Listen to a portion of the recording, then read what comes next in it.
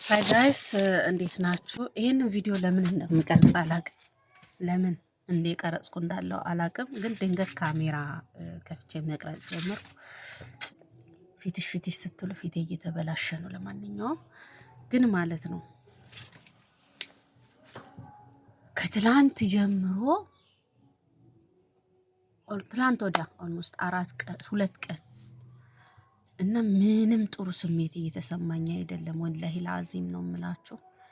ምንም በቃ ውስጤ ባዶነት ይሰማኛል። ውስጤ ባዶነት ነው የሚሰማኝ፣ ብቸኝነት ነው የሚሰማኝ።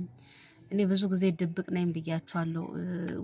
የውስጤን ለማንም ሰው አሳልፌ አላወራም። ማውራት ካለብኝም ለተፈጥሮ ነው ማወራው ብያችኋለሁ። በዚህ ሱቅ ውስጥ ደግሞ በተለይ እንድች 4 ማዕዘን ውስጥ ተከልዬ ስቀመጥ በተለይ ይሄ ሱቅ ደግሞ የበለጠ ከሰው አርቆኛል ማለት ሰው ጋር አልሄድም። በቃ እዚች ውላለሁ። እቃ ለማምጣት ወደ ሱቅ ካልሆነ በስተቀር ሱቅ አትዘጋም፣ ወይ ለመኝታ ወደ ቤቴ ሲሄድ ነው የምዘጋውና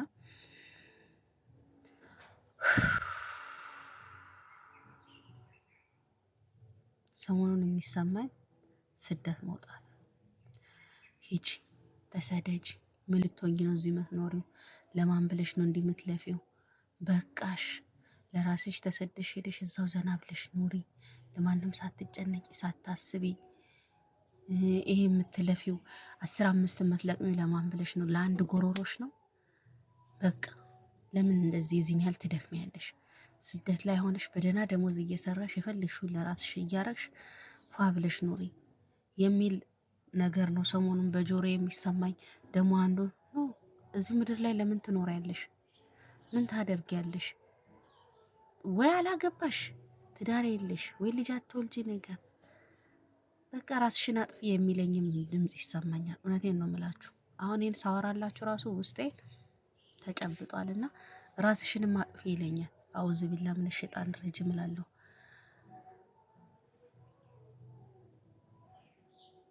ሰው የሚሰበሰብበት ቦታ አልሰበሰብም እንኳን ሰው ያለበት ቦታ አልሄድም። ገበያም ግዴታ ሆኖብኝ ነው። ገበያ ራሱ ከ30 ደቂቃ በላይ መቆየት አልችልም። የባጃጁ ጩኸት፣ የሰው ጩኸት፣ ጭቅጭቅ፣ ሁሉ ነገሩ ኮንፊውዝ ነው የሚያደርገኝ እና ገበያ ላይ ራሱ በቃ 30 ደቂቃ አንድ ቦታ ላይ ዋጋ ራሱ አላወዳድርም። ማለት እንትን ይሄ ጩኸት ስሰማ ጭንቀት ምናምን ላይ ስለሚፈጠር ተዟዙሬ እንኳን ዋጋ አላጣራም። በቃ ዝም ብዬ ይሄ ነው ካሉን ክፍል አድርጌ ውጥት ነው የምለው። የምሬን ነው የምላችሁና ከዛ በቃ እረፍት የሚሰማኝ ወደ ከዛ ስወጣ ነው። ከዛ በተረፈ ደግሞ በዚህ በሁለት ቀን የሚሰማኝ ስሜት ኖት ጉድ፣ ጥሩ ስሜት እየተሰማኝ አይደለም። ዱአ አድርጉልኝ እስኪ። አላሁ አለም ለምን እንደዚህ እንደሚያደርገኝ አላቅም። አሁን ዝጊና ውጪ ሱቁን ሂጂ ምን ታረጊያለሽ? ራስሽን አጥፊ። ለከሰው ወዶ አይደለም ራሱን የሚያጠፋው። አውዚ ቢላ አንዳንድ ሰው ነፍስያውን ካላሸነፈ ወዲያው እንዲወስን የሚያደርጉ ድምጾች ይሰማሉና በጆሮአችሁ ወላሂ ላዚም እኔ ነፍስያዬን አሸንፌ ነው ይሄው ኢስቲግፋር እያደረኩ ነው። ግን አሁንም ጥሩ ስሜት እየተሰማኝ አይደለም። ልቤ ላይ እንዲህ ትልቅ ድንጋይ የተጫነ ያለ ይመስለኛል። አላሁ ኸይር አሰማኝ።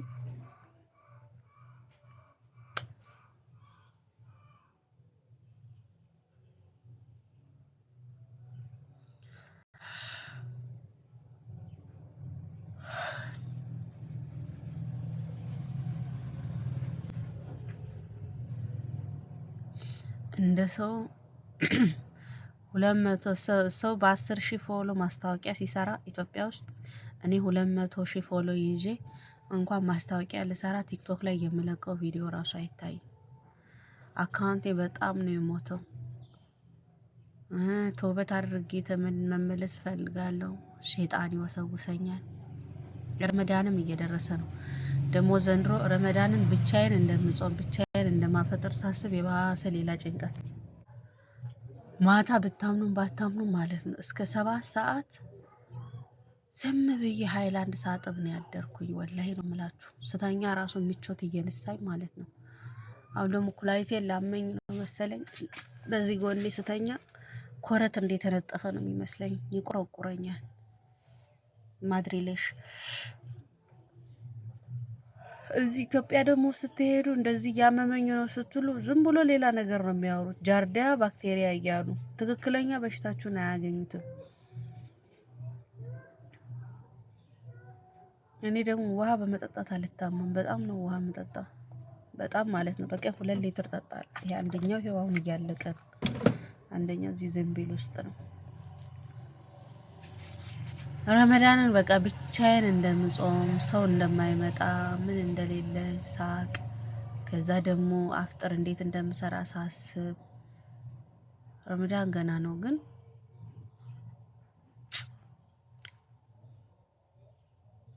አላቅም ማለት እንዳለብኝ አላቅም። አልቅሽ አልቅሽ ሁላ ይለኛል። በዚህ ላይ ደግሞ በጣም ወዳ ጓደኛዬ ሰሞኑን ከወላይ ጠፍታለች። የእሷን መጥፋት ይሆን አላቅም፣ በጣም አስጨንቆኛል።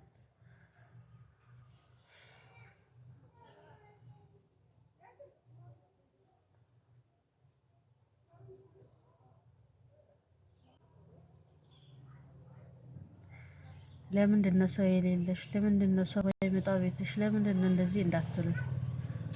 ምክንያቱም የዛሬ ሰው ወደ እናንተ የሚመጣው ከእናንተ ጥቅም ሲያገኝ ብቻ ነው።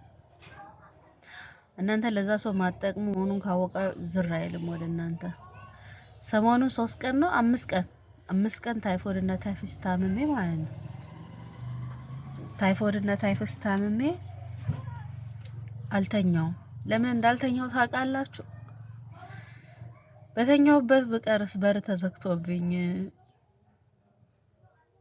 እያልኩኝ እዚች መሬት ላይ ምንጣፍ አለችኝ። እዚሁ ሱቅ ውስጥ ነው እያነጠፍኩ የምተኛው።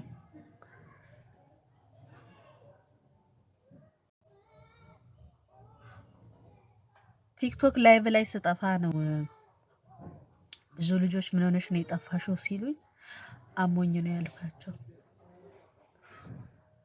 ከዛ በተረፈ ግን የሚያውቁኝ ሰዎች አንዳቸውም መታመሜን አያውቁም። ለምን እኔ አሳስቢያቸው ናፍቄያቸው ምናምን ደውለው አይጠይቁኝም፣ መተው አያዩኝም ምናምን ነገር። እዚህ ሱቅ ምተኛው በቃ ቢያንስ ከስተመር ሳይ ትንሽ እንትን እላለሁ። በሱ ቢዚ ጭንቅላቴ ይሆናል። ይህን ስጭኝ ያን ስጭኝ ሲሉ እንቅስቃሴም ይኖረኛል፣ ተኝቼ አልቀርም በሚል እሳቤ ነው እዚህ ሱቅ ውስጥ የተኛው። ቤቴ እኮ መተኛት እችላለሁ ዘግቼ፣ 1 ወር ነው ያለኝ። ግን ከተኛው አንዴ እኔ ደግሞ መጥፎ ነገር አንዴ አሞኝ አልጋ ከያዝኩ አልነሳም።